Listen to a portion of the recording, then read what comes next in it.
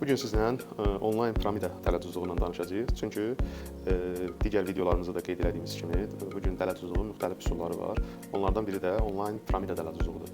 Yəni hər hansı bir şirkəti deyək ki, Instagram və digər sosial şəbəkələrdə reklam edərək sizə yüksək gəlirlər, faizlər, iqtisadi qazanclar vəd edirlər və siz də bunun qarşılığında həmin şəbəkəyə qoşulmalısınız.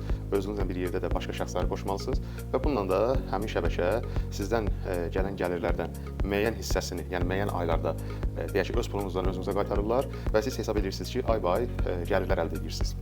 Müəyyən müddət keçdikdən sonra, yəni siz həmin şəbəkəyə başqa şəxsləri də cəlb etdikdən sonra, çünki şərt belədir ki, siz başqa şəxsləri də cəlb etməlisiniz ki, daha yüksək gəlirlər, daha yüksək faizlər əldə edəsiniz və bundan sonra həmin şəbəkə birdən-birə ortalıqdan yoxa çıxır.